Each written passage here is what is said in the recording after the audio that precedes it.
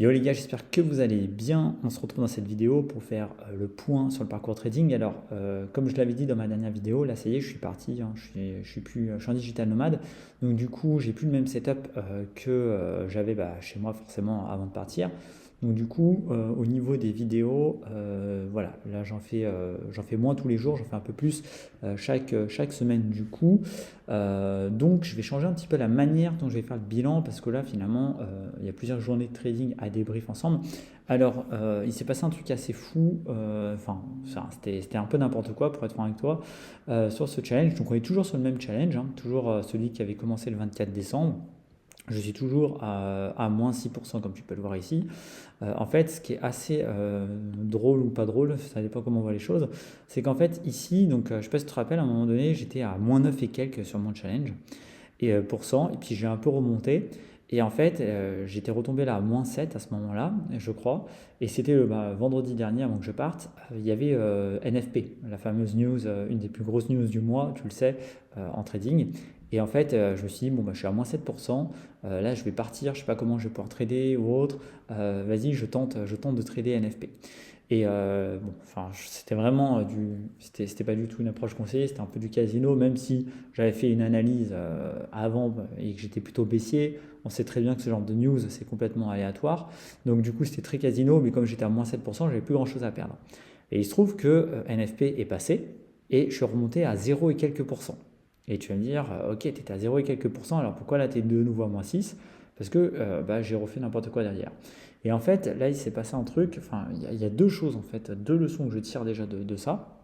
C'est qu'en fait, déjà, première leçon, c'est que ça sert à rien de faire ce que j'ai fait, en fait, de trader du NFP, des choses comme ça, dans la mesure où si en fait, où en fait ça transforme ton trading en forme de casino et que si de toute façon derrière tu n'arrives pas encore à être rentable, c'est pas ça qui va sauver ton compte. Tu vois, là, je l'ai remonté à zéro, c'est comme si en fait je recommençais à zéro mon compte, et en fait, je retombe à moins 6 parce que j'ai pas encore la rentabilité derrière.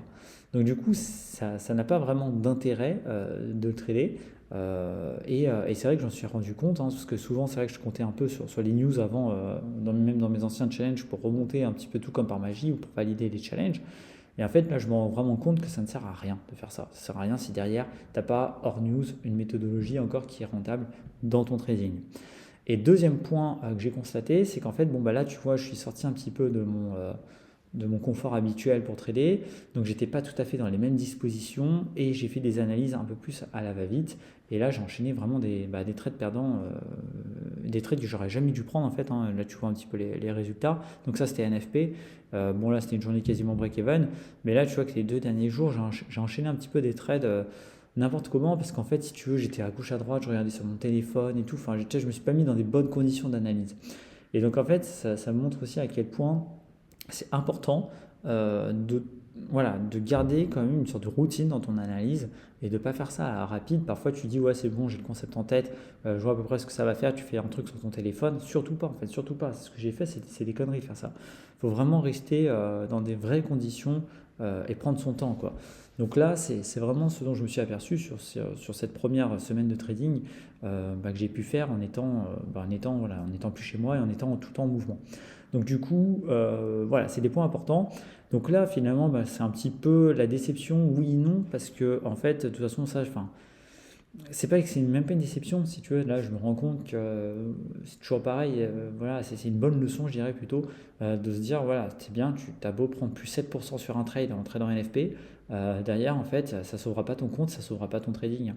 Donc c'est pour ça, c'est toujours pareil, hein, c'est ce que je disais dans une autre vidéo. Mais si tu vois des mecs qui te disent j'ai fait plus 10% en un trade ou plus autre ou je sais pas quoi, moi j'aurais pu la faire la vidéo, hein. Là, tu vois, j'ai fait un trade ici. Voilà, j'avais fait un trade gagnant, un trade perdant ici, c'était le 10 et j'avais gagné 330 sur un compte à 5000, donc c'était plus 6 ou 7%. Donc du coup, j'aurais pu juste retenir que ça, de faire une vidéo, je fais plus 7% en un trade, voilà mon trade, etc. Et ça aurait pu devenir une fausse image en fait de mon trading. Ce qui compte derrière, c'est la rentabilité, c'est surtout ça. Donc du coup, voilà, là l'idée, mon objectif si tu veux, ça va être de réussir à retrouver une forme de stabilité dans mes analyses de trading pour pas faire n'importe quoi en fait, hein, même si je suis en mouvement. Et puis voilà, essayer de remonter le compte tout simplement et de reprendre une bonne routine. Bon, je t'avoue que là ce compte, il est vraiment, il est vraiment, voilà, c'est un mois que je me le trimballe à faire du yo-yo. Bah, là, tu vois, je suis sur une vision d'un mois, donc c'est vraiment du yo-yo, quoi. C'est vraiment du yo-yo. Donc du coup, bah, c'est propre de la non-rentabilité. Donc je vais essayer de récupérer ça. Et puis bon, bah, j'ai un autre compte qui m'attend au chaud, mais il va falloir quand même que je commence à trader dessus parce que si on regarde ensemble, ce compte, j'ai acheté, littéralement, c'était quand je l'ai acheté. Je ne sais plus quand j'ai acheté. Il a été créé le 31 décembre, donc en fait, il faut que je trade dessus avant le 31 janvier. Sinon, il va être tout simplement effacé parce que s'il y a un mois d'inactivité, il ne va rien se passer. Donc ça, c'est un compte vierge sur lequel je n'ai encore pas tradé. Donc voilà, je pense qu'à un moment donné, je vais passer dessus parce que bon, lui, il est à -6, alors c'est pas mort, mais c'est quand même chaud patate.